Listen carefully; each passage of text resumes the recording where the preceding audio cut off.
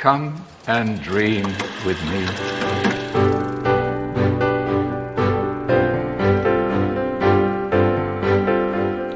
Hello, welcome to What Do You Want to Watch, the Explosion Network's premium media podcast. Every week we get together to talk about movies, TV, and online content. Help you answer the question, were we in the Amazon with your mum when she was researching spiders right before she died?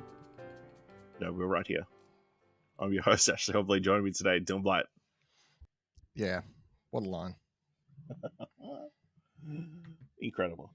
We'll get into that later in the episode, but on today's episode, we'll be discussing what's our watch history, going with some film news, giving some thumbs to trailers, and talk about this week's top 3.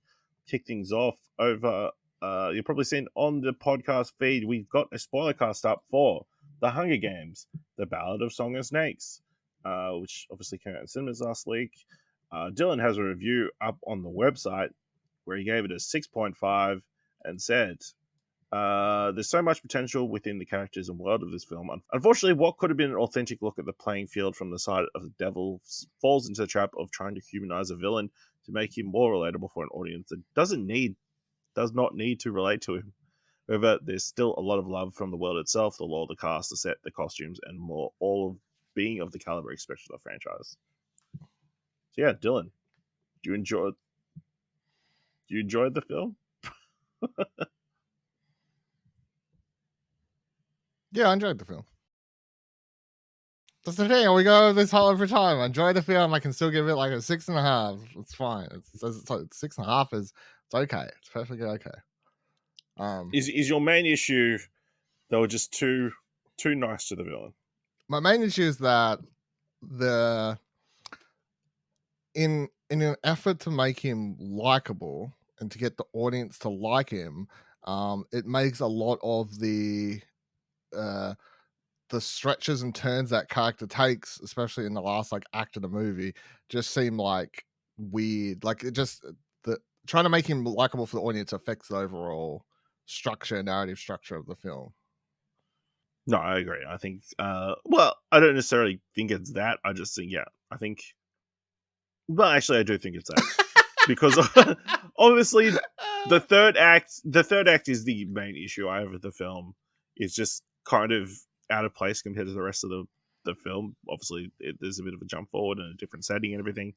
And yeah, I mean, the more I thought about it, the way I'd boil down the third act is the first two, because we recorded spoiler cast and then like I finished my review afterwards. But the first 2/3 of the movie, I'm like, this guy, like I felt like the movie and understood that audience knows that this guy's a bad guy and I didn't expect you to really like him. It was just that he's a bad guy who's like falling for this girl that he probably shouldn't, and she's falling for him, but like they won't work out or whatever. And then the third act, you sort of are expected to believe that he's actually doing the good things. I don't know, like it just felt, yeah. It is a film where they're trying to straddle the line of the guy. Maybe he's going to be a good guy, maybe he's going to be a bad guy, and then they kind of go hard on him being a bad guy in the third act, like kind of out of nowhere. Well, not out of nowhere, because they're like, well, he's a bad guy out of nowhere. So. I mean, without the context of knowing where his storyline is going, I feel like within the story of the movie, he just goes down that path like very quickly, and a bit too hard. But everything before that was really fantastic. And even that, I mean, visually it looks really good. I think it's one of the better looking big budget movies we've seen this year. Or like big teen blockbuster, I guess. Rachel Zegler is really good. This is probably the best thing I've seen in her yet. I haven't seen West Side Story, to be fair. But yeah, she had really good chemistry. There's a lot of really nice moments. The actual Hunger Games itself is very interesting because obviously it's 60-something years before the Hunger Games we've seen with Jennifer Lawrence. So just tech-wise and aesthetic-wise, it's quite different. A really good cast. Viola Davis, she's fantastic playing this wild character. Super villainous, but not in the same villainous way. She's played a bunch of other villains as well. But yeah, it's definitely worth checking out in cinemas. So I wouldn't recommend, even though we didn't enjoy the third act. I think there's enough there too for people to enjoy. So go check out Hunger Games, The Ballad of Songbirds and Snakes. Dumb title. Also, dumb character names littered through this. But yeah, go check it out instead of this, and then listen to our spoilercast. And then over on a very explosion note at Christmas, we reviewed Exmas, a new Christmas film starring Leighton Meester and Robbie Amell that's up right now on Prime Video. It's a fun little rom-com about two exes who break up, and then the girlfriend gets invited to the boyfriend's house for Christmas after he thinks he's not going to be home for Christmas, and then he comes home for Christmas, and then shenanigans ensue. But yeah, it's a fun time. One word, I would not describe it as mediocre. Dylan, what do you think on the film? I really liked it. I think it's a lot of fun. As I said, it's probably one of my favorite Christmas movies that's been released at least the last couple of years. I laughed a lot in it, so I thought the chemistry was good. Yeah, so I'd actually recommend if you're looking for a fun rom-commy Christmas film, a new one. Here you go, served up. Top of the list so far. Go Exmas. All right. Dylan, you finished watching season 2 of Gen V. Oh, well, season 1 of Gen V. Yeah. It's good. It's good. How much have you watched? I can't remember how it's Nicholas Prize. I'm like 4 episodes in. I've got to catch up. Yeah, okay. I don't want to say too much. No, it's really, really good. I actually think I enjoyed it more than the last season of The Boys. So, just maybe that's a combination of fresh characters and stuff like that. But yeah, the whole cast is really good. The mystery around the forest or whatever they call it is really good. It's got some insanely weird and violent scenes. Like that definitely doesn't let up on that. And then the final episode sort of ties it all back into the Boys universe in a really interesting way. So keen to see how these characters continue. Will they continue in this show? Will some of them end up being in the next season of Boys? I don't know. So we'll see. Awesome. I'm definitely keen to catch up pretty soon because end of year voting is very soon. So I watched the first episode and a half. Of, well, yeah, I got tired. So, Monarch Legacy of Monsters, the new series on Apple TV Plus, which obviously is set in the Monsterverse. I think it's called the Monsterverse. The Monsterverse. But yeah, it follows. There's 2 kind of parallel stories. There's a young woman called Kate, who was in San Francisco when Godzilla attacked in the 2014 movie. I want to say is the year. The Gareth Edwards. The Gareth Edwards movie. She was in in San Francisco. Godzilla attacked. She was a school teacher.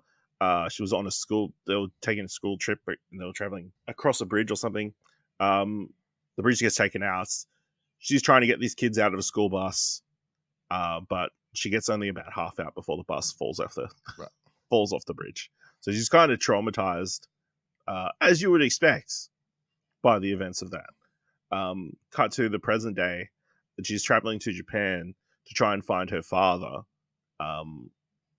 She's got keys to this apartment that they think he's been living in. And I guess slight spoilers, she gets there and she finds out her father has a second family. What? It's crazy. And then, trying to find out, but they don't know what happened to him either. They assumed he died in the Godzilla attack, but he wasn't there for the Godzilla attack. In Japan. So it's them. Oh, in San Francisco. Right. Yeah. So he's got a second family in Japan. Yeah. But they assumed. No, I thought you were like, they thought he died in like the nuclear explosion from the start of. You know how there's a. No. Yeah, that's right. No, they think he died in San Francisco. Right. So the son, her newfound brother, thinks he would have lived if he had have been with them instead of with her in Japan, in San Francisco, whatever. So they find secret documents that their father had been hiding that make reference to Monarch. And they get his, on-off girlfriend to try and find information, decrypt them or whatever. So then Monarch are after them to try and reclaim their files and whatever. Also cuts with about a group of scientists back in the 1950s who are kind of starting Monarch, I guess, and kind of looking into the first motos, mutos. I guess it's whatever they call them. the translations, whatever. So yeah, Now, there's all so that. is Kurt Russell the presumed dead husband or whatever? No, he's someone else. No, he's somebody else. Okay, but then his son plays his young version in the 50s of whatever Yes. character. So he's Wyatt Russell plays a young version in the 50s, researching mutos. I assume he'll show up later. Kurt Russell will come into it.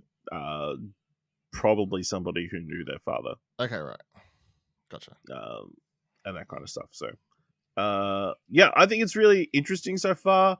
I mean, visually, it's not like some of the visuals are not fantastic. It opens with.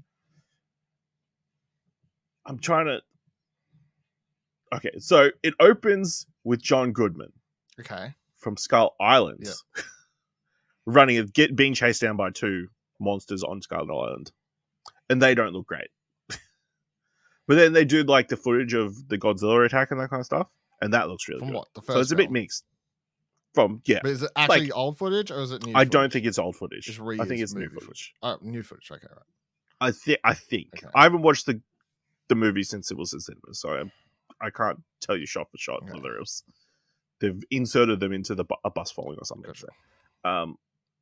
But yeah, I think that it's obviously got a lot of smaller stories. It's like human story of like this girl trying to find what happened to her father and that kind of stuff. And also dealing with her trauma. Like they do in Japan, they have like they've like implemented a bunch of tests and procedures around a potential Godzilla attack. So like they hold a drill and she's like kind of freaking out because she has to come down into the subway while all these sirens are blaring and that kind of stuff. She gets comforted by her father's other partner. It's like kind of a weird dynamic. But yeah, I think it's really good so far. Really interesting. I'm definitely keen to finish the second episode, and then obviously each episode after that will be out weekly. So yeah, definitely think they've got another interesting series over on their list over on Apple TV Plus. So last week, Dylan, you watched Escaping Twin Flames. Yeah. You said, "Oh, there is another series going on at the same time that's about pretty much the same thing." Yep. So then you watched Desperately Seeking Soulmate: Escaping Twin Flames Universe. Yep. This is it's just I couldn't help myself.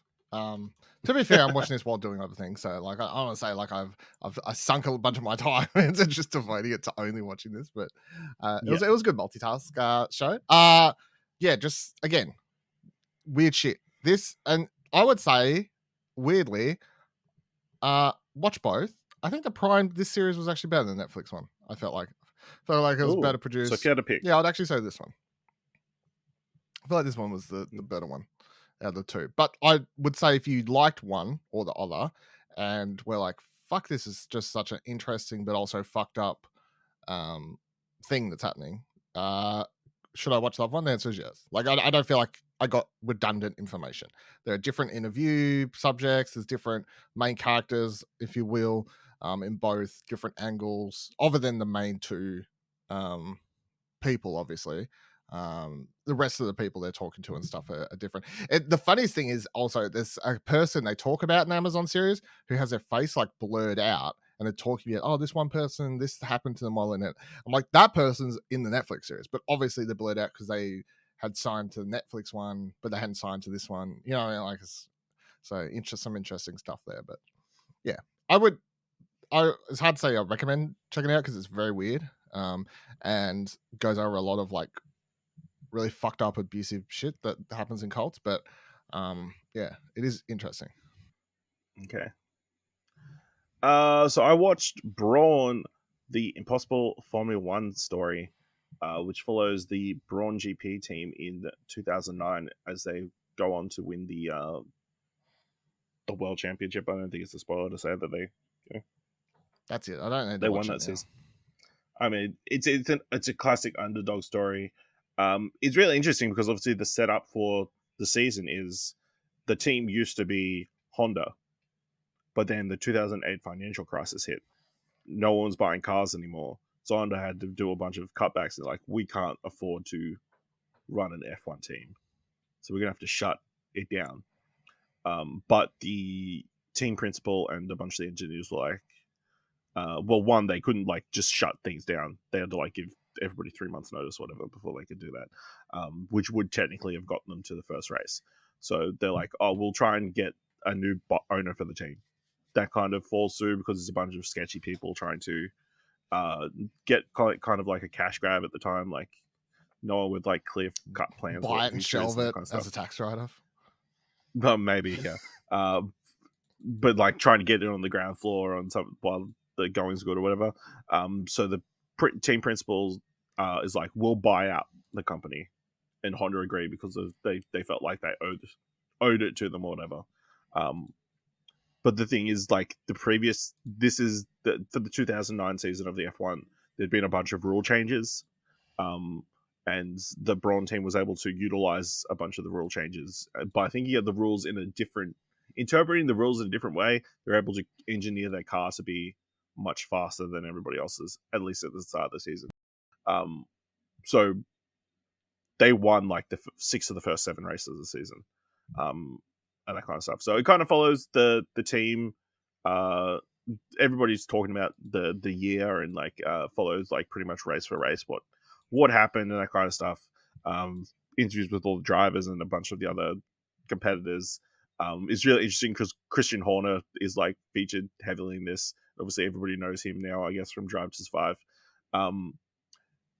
Keanu Reeves hosts, and he's like actually very engaged. Obviously, he's been given heavy notes, like because he conducts all the interviews and everything. But he's like constantly references that he's been given a lot of notes about the people that he's about to interview and that kind of stuff. But he's very engaged and he's a very good interviewer and that kind of stuff. So it's very interesting, like seeing Keanu in this kind of role, which is quite different. So, but yeah, just a really interesting story. So I think this is definitely worth checking out, especially if you're interested. If you're an F1 fan, this is a cool story to, because it's a classic underdog story. This is a team that they barely scraped into the season, and they won it all. So what more could you ask for? Then I also watched Maxine's Baby, the Tyler Perry story, which is a documentary about Tyler Perry, the American filmmaker, best known for his character Medea, who kind of came from nothing up to becoming like one of the most influential, I guess, filmmakers in America.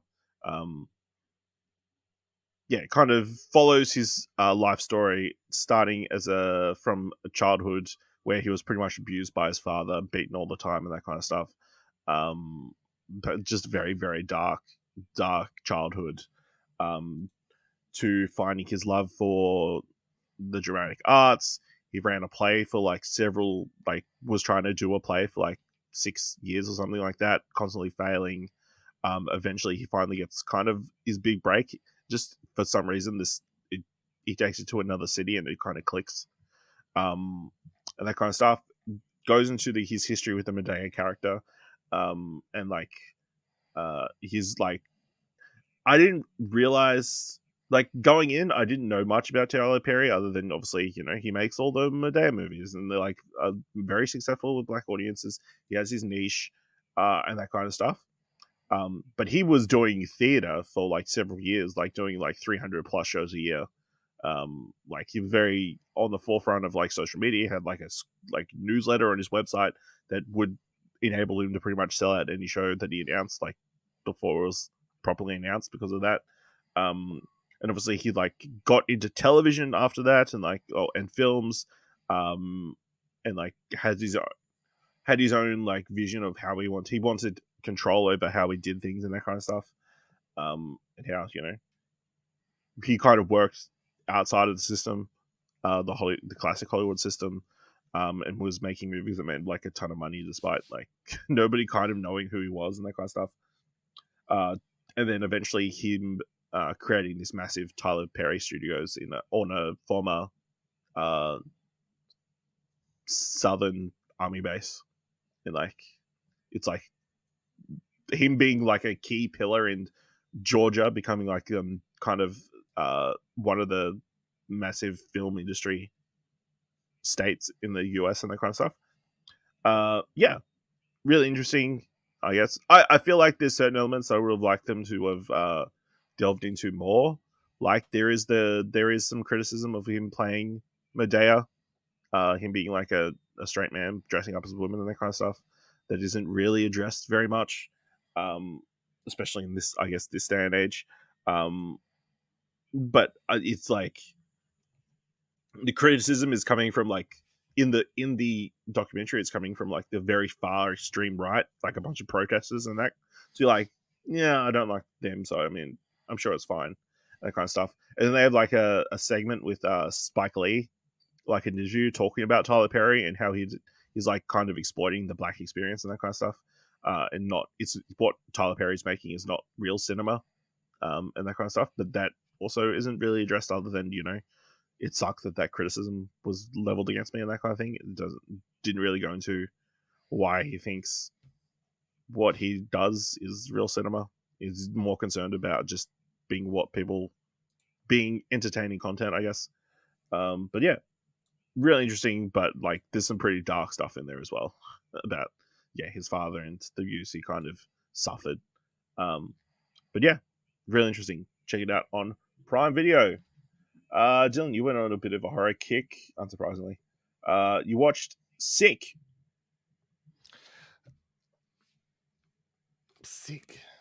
Oh, the horror movie. I was fucking right. I literally said you went on a horror. Yeah. I was like, Sick. No, you watched Sick, the rom-com. I was like, what the fuck? Yeah. So it's hard to describe something else. So this movie is, I've been looking forward to watching it. It took forever to get somewhere to watch it in Australia, because it was written by Kevin Williamson, who is the writer of the original Scream movies and stuff. So this is a film about COVID, which is a weird thing to say, but it's so that's why it's called Sick. Even though for some reason my mind a second ago completely forgot what this film was. But the setup is basic. Well, the movie does the typical slasher thing where it starts with someone getting killed, and then like you introduce 10 minutes later, you know, that's the first 10 minutes, and then they die, and you're like, oh, that's a killer, cool. All right, cut to our main characters, two girls who are going out to it's like right when COVID's kicking off, they're just going to go out and stay in this like cabin or whatever in the middle of buttfuck nowhere, where one of them's parents own it, or you know, some shit like that. Anyway, they're out there chilling, and then one of like the boyfriend shows up, and that's all like a jump scare at first because you're like, oh, it's the killer, but it's actually the boyfriend. And then the killer like shows up and starts like terrorizing them and all that sort of stuff. But yeah, the movie is all like sort of that for playing around COVID. It has a really funny twist that I think I'll tell you after we're done recording, because it's fucking hilarious, and I feel like it's either like a make or break moment. I think, considering the writer, it's obviously, you know, it's from the writer of Scream. This is it's not a horror comedy, like it is still like mostly a horror movie. However, I definitely feel like this element of the film is purposely meant to be quite silly and stupid, which it was, and it worked for me. I was like, this is just fucking dumb, but I was like, you know, it's working, so it's fine. It's a fun slasher without anything super exciting for the most part, until like the final like sort of twist towards the end. Awesome. And then you also watched The Wrath of Becky. Yeah, so I've been looking forward to watching this one too, because I watched the original one, whatever that was called, earlier this year. I think it was just Becky. I believe it was called Becky. Was it just Becky? Yeah. So then you've got, so Wrath of Becky is the one that came out this year. And I remember watching the trailer and being like, oh fuck, I should go back and watch Becky, which I did, and I enjoyed it. And I think I talked about it here and saying it was a lot of fun. So this one, different directors and stuff. So I was like, I don't know, will it be as good? By the end of this movie, I was like, please keep making these. These are just, I'm very much enjoying this series.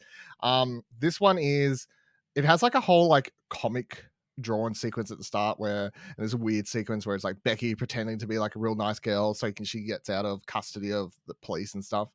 And then she like gets adopted by this family, and then proceeds just the first night there when she's like tucked into bed and she's like, oh my god, let's like say our prayers, and like she's trying to be like the most over the top nice girl ever, so they leave her alone, and then she just breaks out of the house and like runs away with a dog.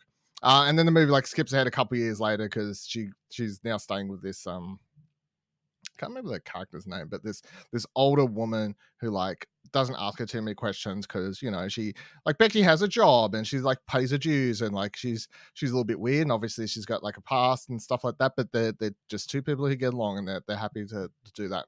But Becky runs into some more fucking neo-Nazi types because that's the don't you hate that? continuing trend of these movies.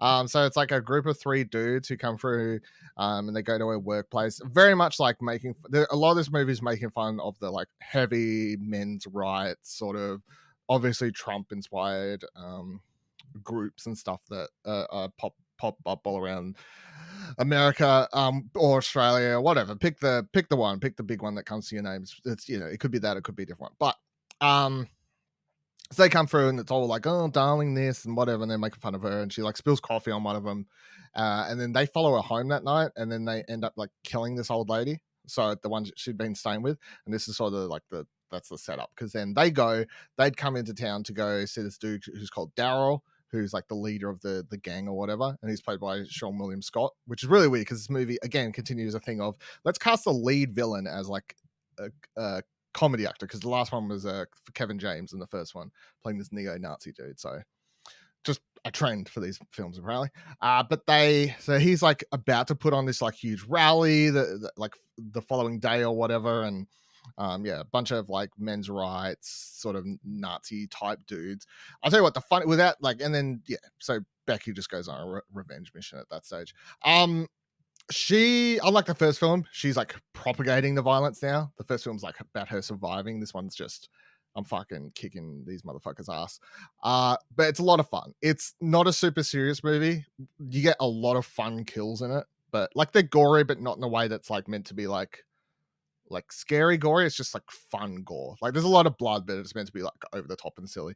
There's even a sequence at one stage where she's like chasing down this dude, and she like he's like no, like please don't, and she like bursts out of this fucking farm on a tractor like laughing manically. She's like oh, and then like at freeze frame she's like I wish I'd done that but I couldn't find the keys, so then like rewinds and she just like comes out with an axe instead. Like it's just like, so it's just like a lot of silly things. And I tell you the funniest fucking part of the movie is this dude is like begging for his life. He's like, please, if you let me live, I promise I'll be like the best. I've got a son. I'll raise him to be like respect women. I'll raise him to be the best dude ever. And she like stops and she goes, what's your son's name? And the dude goes, fuck.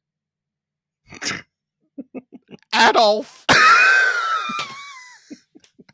And she just fucking goes ham on this scene with this accent. I mean, the movie definitely works for me. I find it very funny. So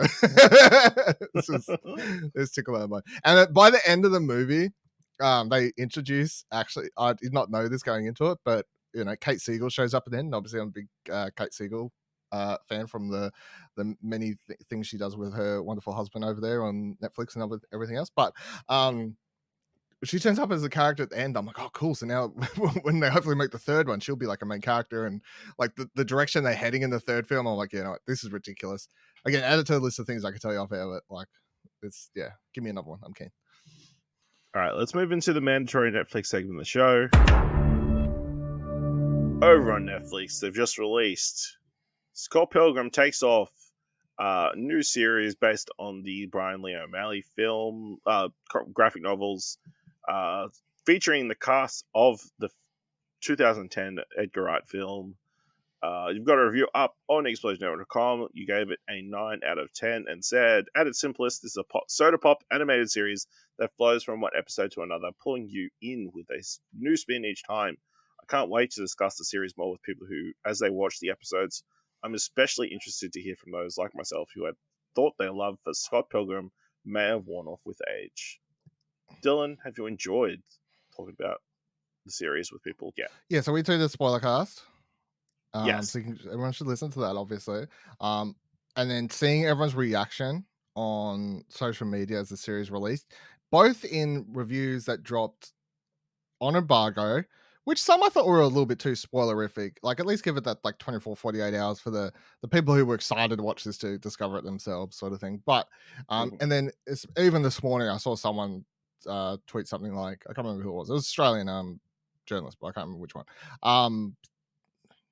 No, never mind. They said, like I went in, I started the Scott Pilgrim series thinking it would just be like an adaptation of one of my favorite comics, and it turned out to be something so much more better and whatever else. So, it's been really exciting seeing how people have been reacting to it, and also it's really hard to talk about without spoilers. And I'm still don't want to do that. Like if you've watched it, go watch our listen to our spoiler cast. But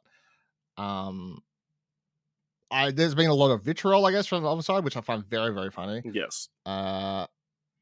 And I've seen people bring up things like, this is why trailers are made the way they are these days. And people complain about trailers like showing too much, is because then you don't get shit like this where people get the whole thing, they get everything revealed for them, then they go and they can know if they like it or what. And you can't have any surprises. They know before they even... Yeah. They know if they like it before they even see it. And that's sort of sad. But yeah. Yes, this is a fantastic TV series. Beautifully animated. I think we can say that it is not a one-to-one adaptation. If that's what you're expecting going in, if that's what you want, that's not what this is. So be warned in that regard. But yeah, it is fantastic. Just check out, watch the show, listen to Spoilercast. Because yeah, it's fantastic. And seeing a lot of the vitriol, like people have just flat out said what the show is. So I mean, be careful on social media if you care. But it's interesting to see the reactions from people. I want to see how many people are angry about this and how many of those people hate The Last Jedi, because I feel like it's a very similar. Yeah, I think there's a cross. That would be a cross. That would be like not a circle, not a Venn diagram, a circle. Yeah. But the weirdest thing about this one is I'm seeing people complaining like they fucking ruined it. I'm like, it's the same dude. Like, it's written by the author. Like, what are you talking about? Yeah, he was heavily involved. He's already made remarks that kind of just disputes a lot of claims that have been made, and he says something that I guess these people can kind of hold on to and pull, saying it's like it's a separate timeline or something like that. So, check out Scott Pilgrim Takes Off. It's fantastic. Great music as well. I've been listening to the soundtrack the last few days. Yeah, I told you, it's all from that video game. Most of it's from the video game, so yeah, good shit. But even the couple of songs they have, the new ones, the actual singing ones, Dylan, you watched the latest Adam Sandler animated film, Leo. I did. I started working on a review. I think I'm about a 7.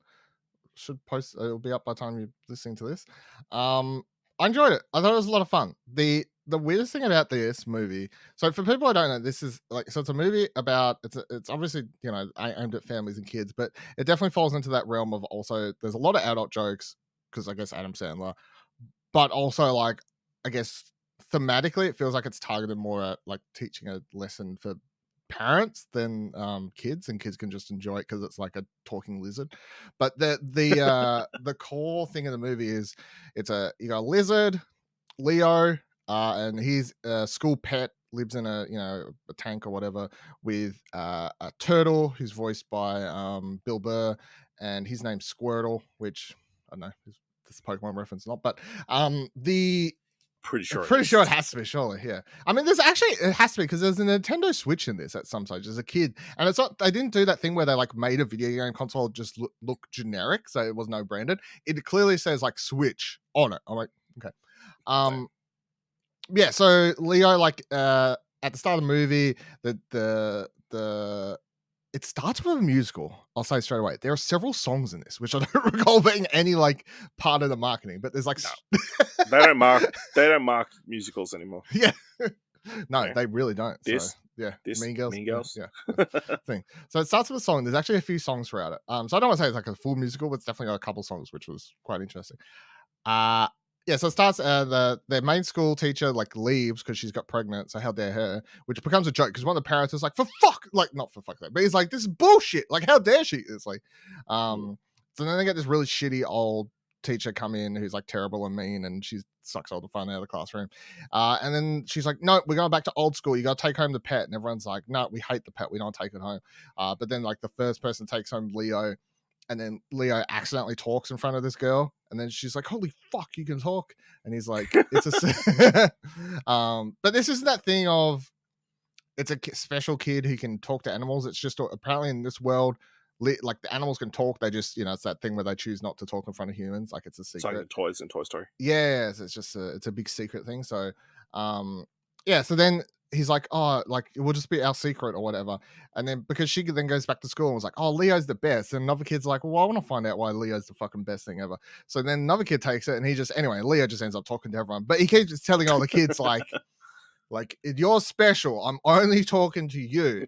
And weirdly he becomes it's Adam Sandler doing like a weird Adam Sandler like voice. Oh, my name's Leo, and I like that sort of voice that he does. It's not natural. Yeah. He's doing that whole thing, and he becomes like a weird psychiatrist for all these kids and starts like solving all their problems and stuff like that. But this is why I'm saying a lot of it sort of really falls back onto the parents, because a lot of the subject matter seems to be around, and the stuff affecting the kids is just the kids' inability to just be kids. And they're like so worried about evil social norms pushed upon them by their parents or the other kids in class and stuff like that. So, he begins breaking it, helping older kids get along with one another, and like looking past like being afraid to have their shirt off because they've got a one hair that's grown on their little 10-year-old body, and like all these like weird things. And one of the kids has a fucking drone that follows them around because their parents are so afraid they're going to get like diseases and stuff like that. At one stage, like a girl like sneezes and the drone like pushes them 9 feet back and chucks a mask over their face. So like it's like all these weird things that happen throughout it. And yeah, like so all the kids fall in love with Leo and stuff happens after that. But that, I mean, that's basically the setup for the film. But animation wise, I thought it was decent. It sort of has that same. What was that Apple movie that was like decent? But like nothing super exciting. That was about luck or whatever. Lucky? I think that's what it's called, right? I think it was Luck. Luck, yeah. So that one, which I thought like the animation, that was like, it's fine, like nothing special. This has that to me. I'm like, it's fine. Like it does the job, but it definitely doesn't feel like anything. They didn't artistically it doesn't stretch themselves. Yeah, it definitely doesn't feel like it's just, it doesn't really feel like anyone's trying super hard in the animation front.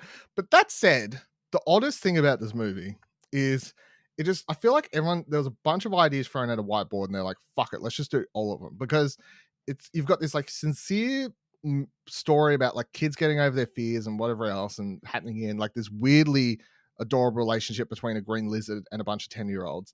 And then you've got like musical sequences that happen throughout. And I mean like all in like musical sequences where it breaks reality and there's talking clocks and like walls falling back in houses like they're part of a set, and no one ever talks about that and it's just forgotten about. Like they just go all in on these things like it's nothing.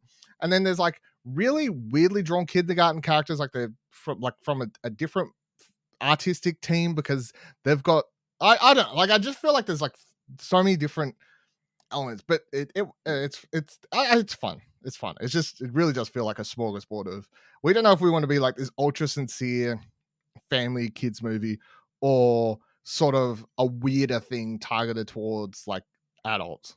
So I guess that's the Interesting. Best. Yeah. So Leo releasing today at day of release. I think so. Yeah. Like should be out like an hour before this drops or something like that. I don't know. I think that's how it works. Yeah, something like that. All right. That's everything I watched history. Let's move into a bit of film news. So this has been an interesting one. La Vie en Robots. More than 60 years after her death, legendary French singer Edith Piaf will come to life in a new biopic that will use AI to recreate her voice and image. Warner Music Group announced that as part of Piaf's estate for Edith, set to be a 90-minute film set in Paris and New York from the 1920s to the 1960s. The film will be narrated by an AI-generated facsimile of Piaf's voice and promises to uncover aspects of her life that were previously unknown. Animation will provide a modern take on her story, while the inclusion of archival footage, stage and TV performances, personal footage and TV interviews will provide audiences with the authentic look at the significant moments of Piaf's life, the music company said in announcing the project, Warner Brothers Entertainment is working with the production company seriously happy to develop the biopic. A proof of concept that had been developed has been created, and the Warner Brothers Music Entertainment plans to team up with the studio to develop the full-length film. According to Warner Music, AI technology trained on hundreds of Piaf's voice clips and images, some of which are over 80 years old, will allow for her distinct voice and image to revive to further enhance the authenticity and emotional impact of her story. Recordings from original songs will be included in the film. Edith is based on an original idea from Julie Viel, written by Viel and Giles Marlack. The duo are working alongside Warner Music Entertainment president Charlie Cohen to bring the script and AI technology to life through the feature film. Catherine Glavis and Christy Lemel, executives of Edith Piaf's estate, said, "It's been a special and touching experience to be able to hear Edith's voice once again. The technology has made it feel like we're back in the room with her. The animation is beautiful, and through this film, we'll be able to show the real side of Edith, her joyful personality, her humor, and her unwavering spirit." Dylan, is this a fucked up story? Yes. I don't know what else you want to say. Yes. This is like everything we fear, I feel. This is humanity's fears. I guess my question is, how are they able to do this? Well, legally, someone must have signed off, right? I don't know. Yeah, I thought they literally just put these protections in place. Yeah. So, like, I guess because it is completely an AI, they didn't technically cast somebody for the role. So, I mean, the protection, and I guess they're technically getting the stuff from the estate. But yeah, this is especially feels weird and wrong. If you're doing like robots deserve rights too. Yeah, and it's not exactly to be fair for this article, it's not exactly clear what kind of film it is. They specifically say biopic a bunch of times, but then they bring up animation and then using live action like interview footage and that kind of stuff. So there's a documentary, and they're just using her voice to narrate it. That's also weird because obviously we covered the Anthony Bourdain story where they like AI'd 2 lines and everybody chucked their shit about that. Yeah. So this is like the next extreme level of this. And also the craziest thing about this story, of course, people may or may not remember, discussing her voice. Piaf has been the subject of several documentaries and films, including 2007's La Vie en Rose, starring Marion Cotillard, in an Academy Award-winning turn as the French songstress. So it's not like her story hasn't been told before, and people haven't like heard interpretations of her voice before. Yeah, this is just weird, and like it just seems very weird to do this project now, right on the end of the actor strike, when technically they have not ratified their agreement or anything. But yeah, it just kind of feels gross across the board. Yes, it does. I don't like it. But also, I guess it's ultimately this is what they want, right? Because it's cheap, easy content to make, right? We assume, yeah. So, yeah, interesting. It also like it's just Warner Music Group that's involved, not like Warner Brothers. So yeah, this is like a very weird project that I guess we'll see if it actually comes to fruition or not, or somebody they like shut down due to backlash or whatever.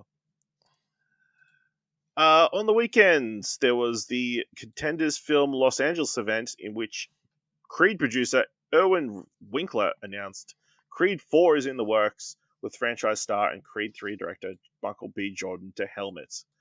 He said, "We are planning to do Creed 4 now. We have a really good story and a really good plot. We got a little delayed because of the strikes, but about a year from now, we're going into pre-production." Of course, Creed 3 earlier this year grossed more than $275 million at the worldwide box office. Winkler confirmed Jordan will return to director after his feature helming debut on Creed 3. He did a great job. He was comfortable with the camera. Yeah. So we're getting Creed 4. Yeah, and I don't know. We're dodging spoilers still, I guess. But obviously, we talked about end of Creed 3, like directions that franchise could head in. But I mean, even though it's technically titled Creed, it may or may not be a about Adonis, I It guess. could be well, never says which Creed, Yeah. So, but which I feel know, like, I know every- which story I'd be more interested in at this stage. So, I guess, but also that would include a significant time jump that would be the only thing against it, I guess. you could go like to teenage and like make it I there. guess. But yeah, I mean, we loved Creed 3 at the time. I don't know how it's aged now with the what's the word, dissidence. Well, You have to have involved. yeah, it's obviously it's co-stars a bit. It's soured by the involvement of Jonathan Majors Yeah. and what's come out about him. But that was like very creatively interesting, visually interesting. Like Michael B. Jordan had clear ideas of what he wanted to do, especially the fight sequence, obviously. Especially the fight sequences. And yeah, like I'm also glad there's no mention of Sylvester Stallone, and there probably will not be any involvement of Sylvester Stallone, even though people desperately want him to come back. Yeah, Creed 4, very interesting. So did you see this story over the weekend? Wallace and Gromit creator Aardman has denied that it has had a close shave with its clay stock. I did see this. It's very funny. So on Monday afternoon, the iconic British animation studio issues a statement denying that it's running out of materials to make future projects. It follows the Daily Telegraph reporting that Aardman only had enough modelling clay for one more Wallace and Gromit film after its main supplier, Nuclear Products, shut up shop in March. Aardman said it's touched by concern over its future, but stressed that there was no need to worry because it has plans in place for a smooth transition to a new supplier. In the statement, Aardman said, "We are touched about the recent concern over the future of our beloved clay creations, but wanted to reassure fans that there is absolutely no need to worry. We have high levels of existing stocks of modelling clay to service current and future productions, and much like Wallace in his workshop, we have been tinkering away behind the scenes for quite some time with plans in place to ensure a smooth transition to new stocks to continue to make our iconic productions." So yeah.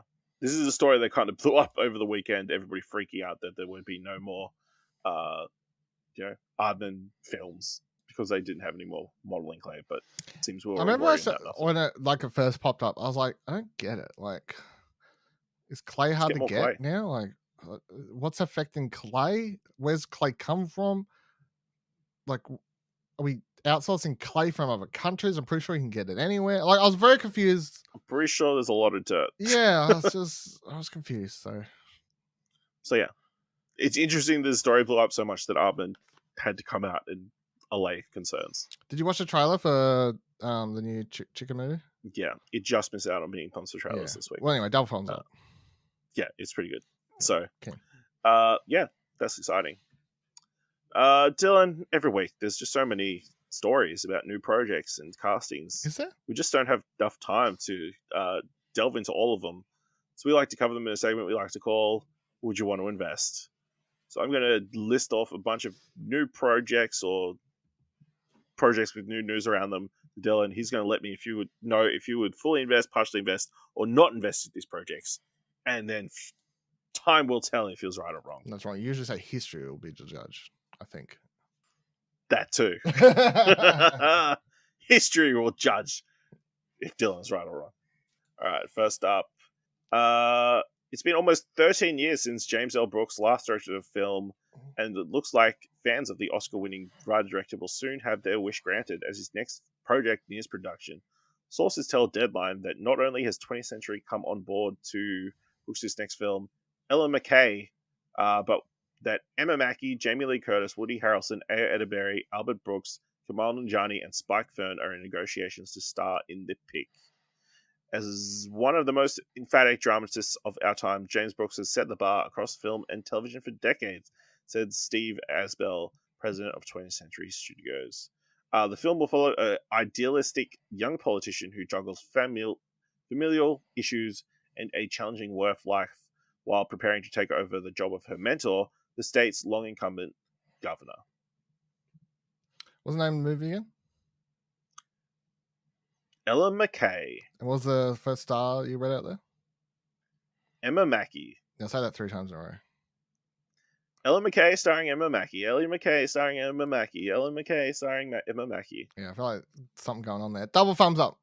I'll in full invest for the cast and involvement and all that sort of stuff. But that is some casting a name right there.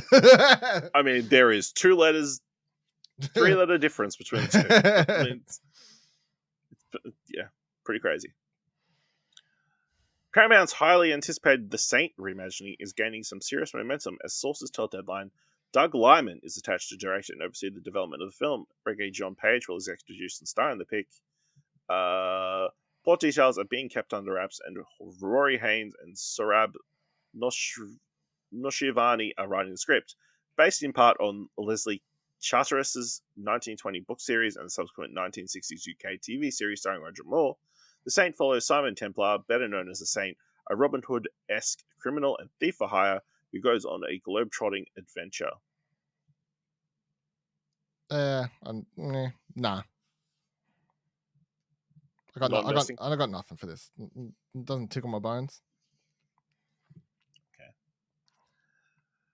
Kieran Hines and Odessa Young are among the cast joining Jacob Elordi in the Prime Video Australian original series The Narrow Road to the Deep North, a TV adaptation of Richard Flanagan's Booker Prize-winning novel of the same name.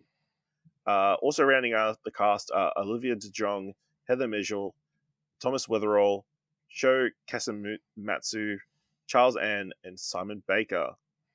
Set against the shadows of World War II, The Narrow Road of the Deep North tells the epic story of Lieutenant Dorigo Evans and how his all-too-brief love affair with Amy Mulvaney shaped his life. The story is told over multiple time periods as we journey from Evans' childhood to his experiences as a prisoner of war on the Thailand-Burma Railway as a young man, and later in life as a respected surgeon and Australian war hero. What was it called again? The Narrow Road to the Deep North. What title? Yeah, I'll fully invest in that. Sounds good. Also, just reminded me, I was thinking of that. Did you see this Netflix one that's coming out, Boy Swallows Universe? Yeah. I've known about that for ages. Yeah, but did you watch the trailer? I didn't know there was I think there was a teaser. There was a teaser that released like a week ago. Anyway, yeah.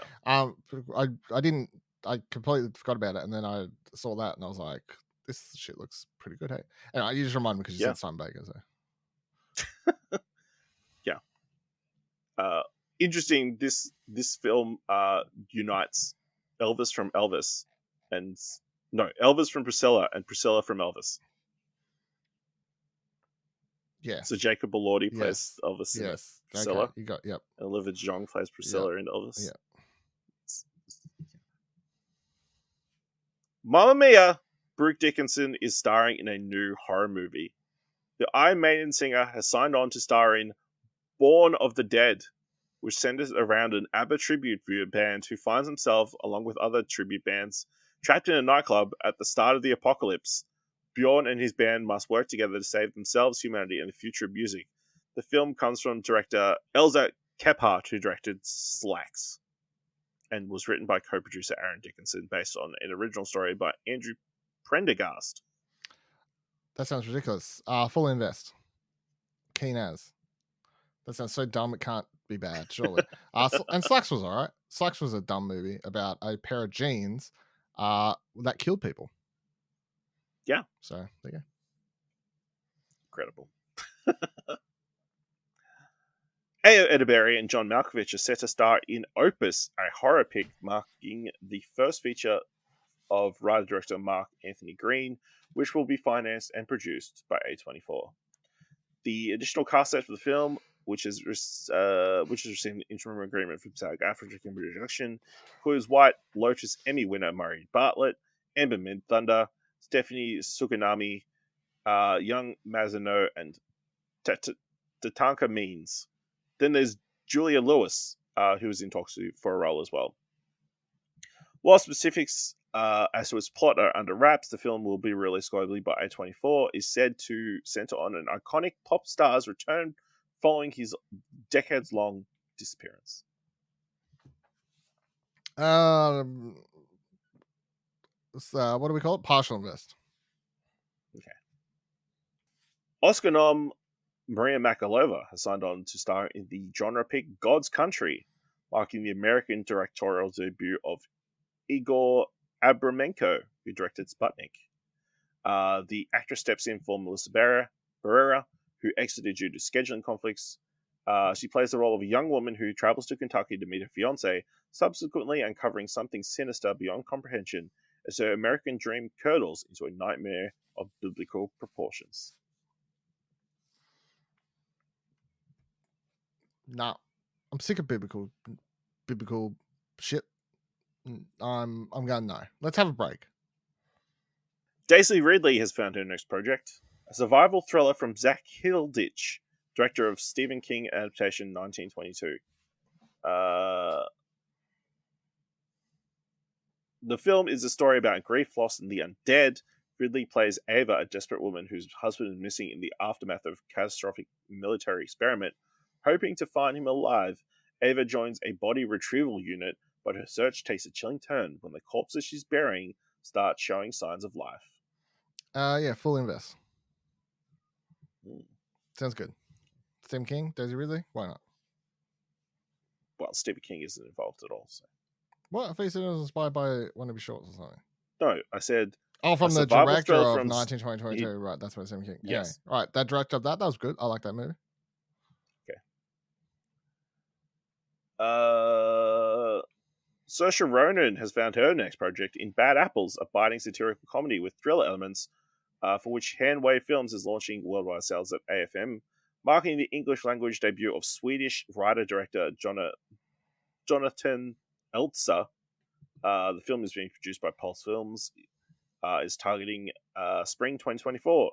Written by Jess O'Kane, Bad Apples adapts Rasmus Lindgren's debut novel, Die Oskade. The film tells the story of Maria, a primary school teacher, doing her best to inspire a class of 10-year-olds, but unable to because of one unruly and chaotic student.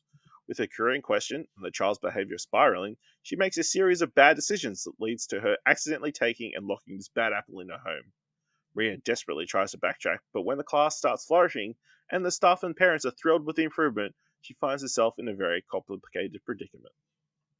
Wow. Yeah, fully invest. Okay. Love films about locking up children. Yeah, why not? Some of them deserve it. Last one.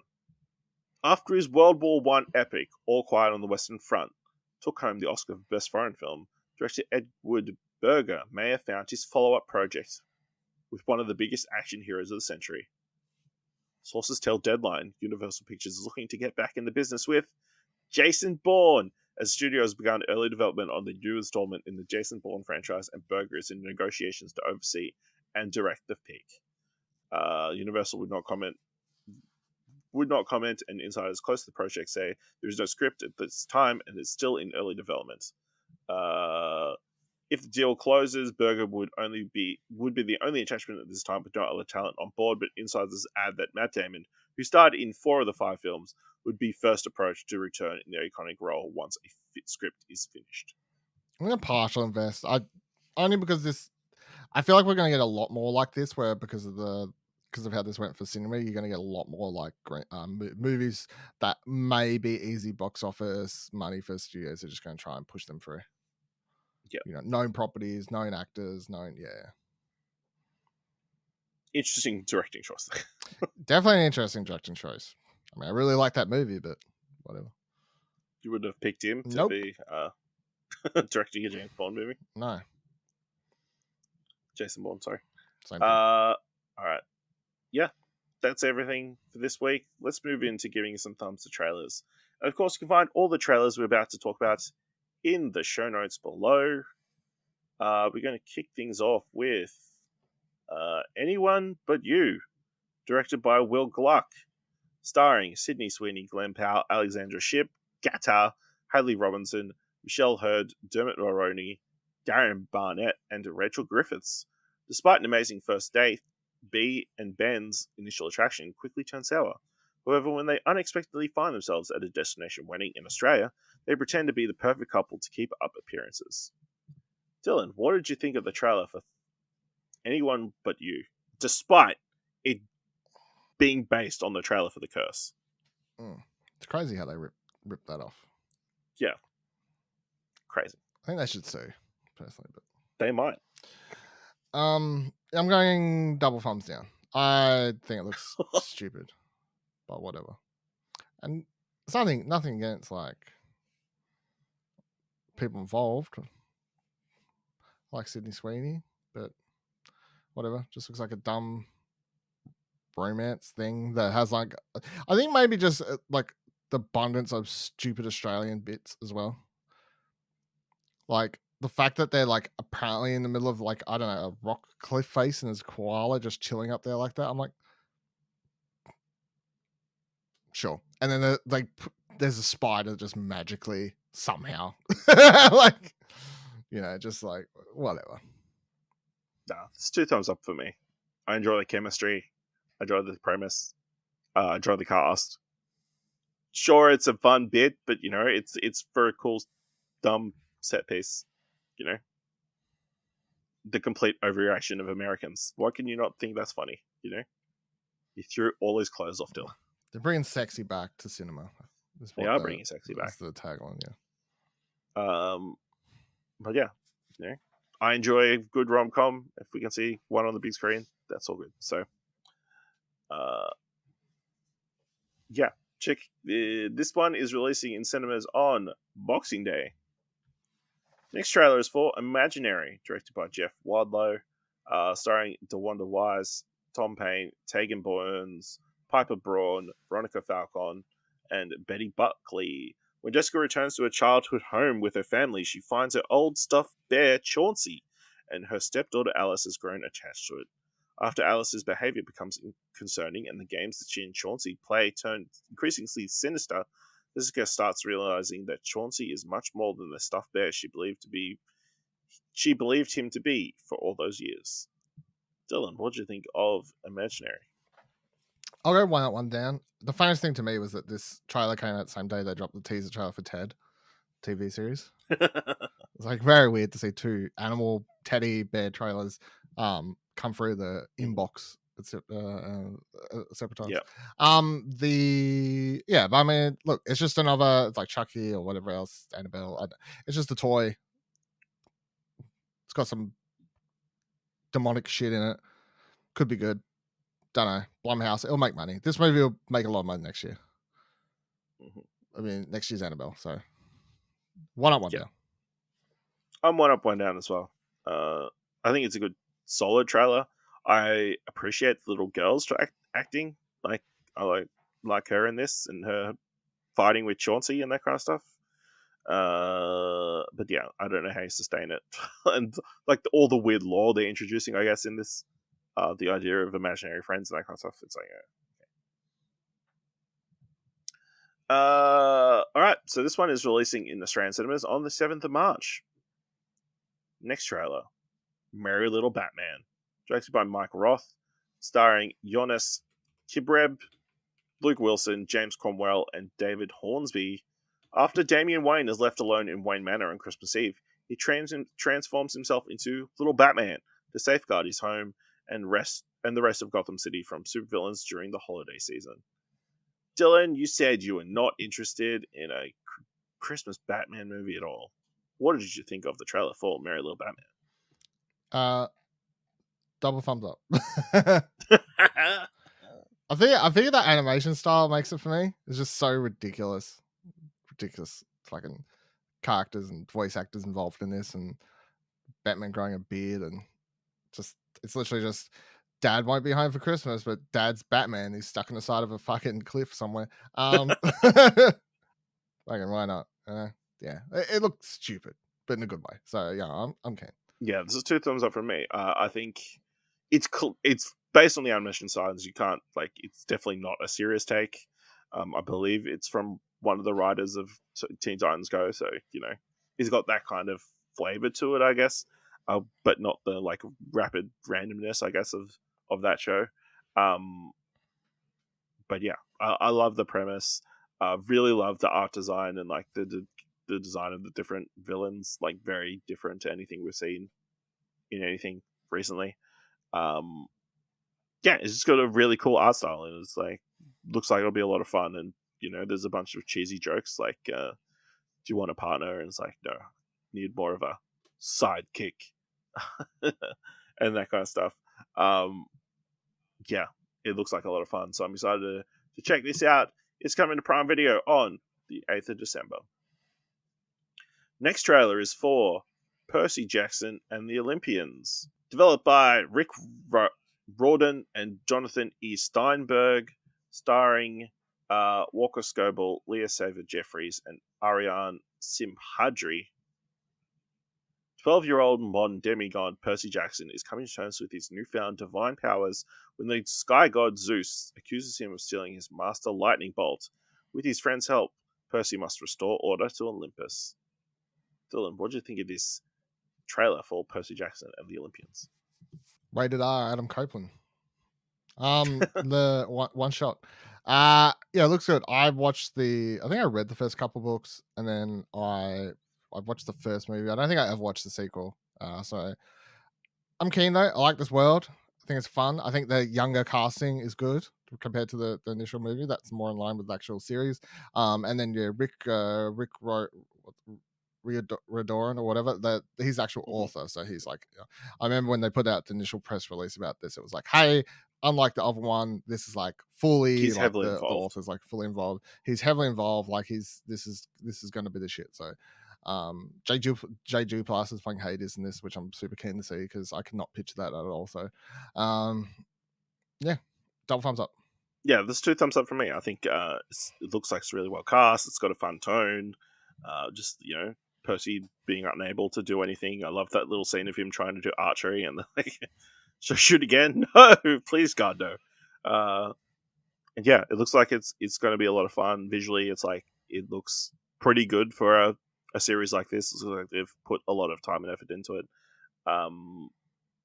The thing that really threw me is like the kid they got to play the even younger version of Percy at the start looks like it is actually a younger version of the person. Maybe it's his brother. I don't know. Yeah, they got that's really good casting. But yeah, just a really well constructed trailer. Also, the most unexpected use of Vance Joy's Riptide in this trailer as well. Just a really interesting mix of that song. Yeah. Very excited for this one. So this is coming to Disney Plus on the 20th of December. Last trailer for this week. Madam Web. Directed by S.J. Clarkson. Starring Dakota Johnson, Sydney Sweeney, Celeste O'Connor, Isabella Merced, and Tahar Rahim. Cassandra Webb is a New York City paramedic who starts to show signs of clairvoyance. Forced to confront revelations about her past, she must protect 3 young women from a mysterious adversary who wants them dead. Dylan, did you enjoy this Sydney Sweeney trailer? I'll go one down, to be honest.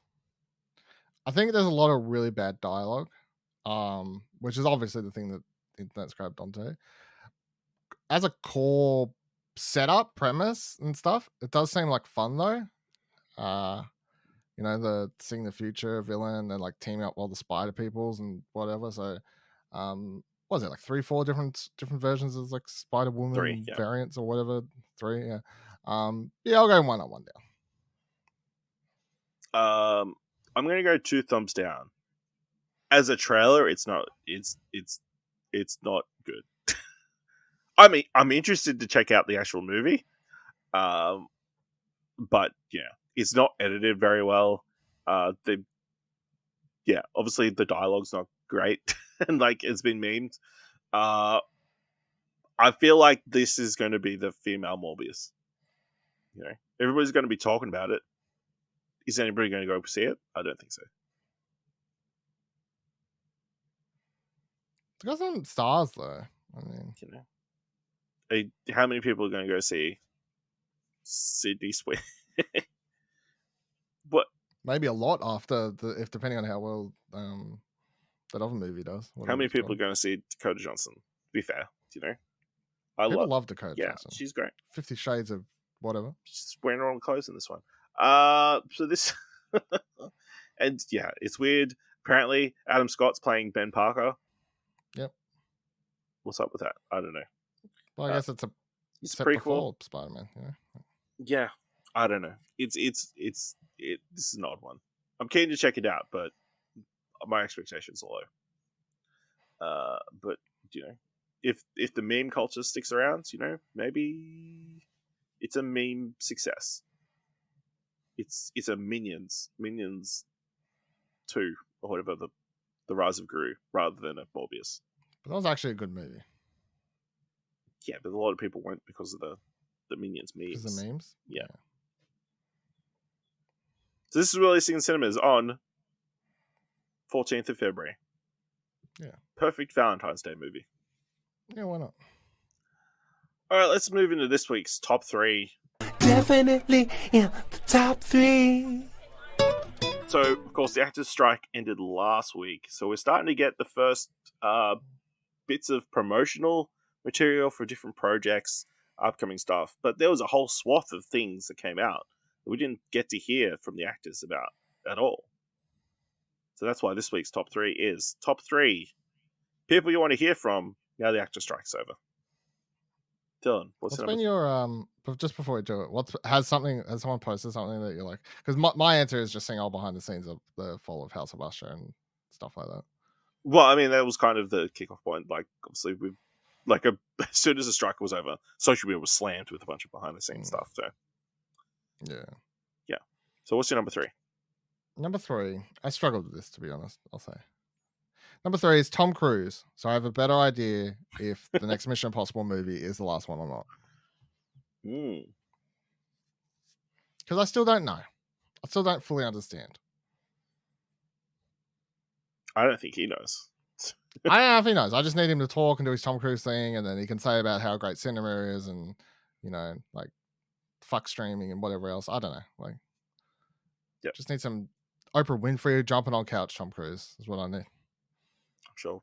Maybe. Well, depends if they're shooting or not. My number 3 is the cast of Gen V. Obviously, a pretty good success. I want to hear their experiences making that show. What was it like riding that massive penis? Out of context, that's a very weird sentence to say, but yeah. And I'm just going to leave it at that. Tell them what's the number 2. My number 2 is Vin Diesel. Is the next Fast and Furious the last one, or is it not? I'm confused. Like, what's that spin-off? How's Jason Momoa? Do you get along? I got questions. So, all right. My number 2 is the cast of One Piece. Again, this is I feel like I tackled it from like, this is a bunch of people that I would like to get their flowers that didn't necessarily get their flowers when their projects came out. So, One Piece, massive success. Netflix had like a bunch of banked promotional material before, which was all very fun to watch. And I just want more of that, please. Because the cast look like they're all friendly friends and stuff, so I'd like to see them interact more off camera and stuff. So that would be my number 2. Dylan, who is your number 1? My number 1, I can tie into breaking news. Nicholas Hoult has been cast as Lex Luthor. So I need to see and I need to hear more from James Gunn for the upcoming DC universe and his Superman film, because as someone who always used to be like super big DC fan, and I need help to get excited. Like I want to be excited. I'm not just giving it. Yeah, are you excited that it isn't a story about fighting a bunch of Middle Eastern soldiers? Probably yes. Let's say that's probably a good idea. Yeah. So, I mean, I'm very optimistic about James Gunn's world and universe and DC, whatever. But I still have so many questions around like what actually matters, who's coming forward, what films do or don't count, what the Superman movie's about. Can we actually get the casting more so now? Well, I mean, it started, as I said, like as we started recording. Nicholas Hoult confirmed. Yeah, so that got announced as we started recording. But yeah, that's number 1. I need get me excited about DC. All right. My number 1 is the teens from Teenage Mutant Ninja Turtles: Mutant Mayhem. No? Nah, you don't want that. Yeah, I do. I want to hear them. I want to hear them talk about their experience making that movie. No, you don't. You haven't seen the video? No. There's a video. One of the actors is on the Twitter this week for. Oh, is he the Dream Kid? I didn't. Yeah. I didn't think it was. It's one of the voice actors. I don't think so. If not from the film. Nope, he's one of the kids. Okay, well that's all. Maybe the other three. Maybe the other three. You know, the other three were great. Okay. Or maybe he'd like to explain his being groomed by a much older man. Yeah, I mean, I got a lot of questions that I'll just leave off. But yeah, maybe not that one. Maybe that's not the one you want doing interviews right now. Dylan, this week, what do you want to watch? I was still lost back on that fucking segment 2 seconds ago. I'd really like to watch The Royal Hotel. That comes out this week. So but I can't remember if that's actually at cinemas or not, or we've passed that. And is this week Netflix? It's just in the calendar. No, I think it's cinema. So, Cinema. Yeah, I'd like to watch that, but I'm not going to be able to. And then my TV pick would be, I forgot to look for TV. Hold on. My TV pick would be Hannah Waddingham. Home for Christmas is this week. So there you go. That get some Christmas cheer. Actually, I'm not like that. I'll tell you what, I'll be honest. And the TV stuff dropping this week, that's the thing I'd pick. However, I'm definitely not going to watch it this week. I'll just save it for in December. Okay. Yeah. So I'm looking forward to checking out Napoleon cinemas, which is getting wild reactions, and also providing excellent Ridley Scott quotes, in which he is shit talking pretty much anybody and everybody. He says, the French don't care about the French are shit. Don't care what you say about them. Saying he made 4 movies in the time it took Martin Scorsese to make 1 movie. And just generally going off. So I'm excited to check out Napoleon. And then this week we get a new episode of Doctor Who. So I'm looking forward to that. Oh yeah, Sunday. At some point we'll be getting Doctor Who. Finally get to see what's up with that face. So yeah. Which we'll be discussing over on Fish Fingers and Custard, a Doctor Who podcast. But let us know what you're excited to watch this week. And who you want to hear from that isn't problematic, potentially. By going to explosion.com/Twitter or jump into our Discord at explosion.com/Discord. If you want to help us out here at What Do You Want to Watch, leave us a review on Apple Podcasts or on Podchaser. Leave us 5 stars. Anyone can leave 5 stars. Or just tell people about the show. And if you've enjoyed this episode, thoughts with $1, head over to our Ko-fi page at explosion.com/supports. All right. Thank you very much for listening. Until next time, keep watching stuff, I guess.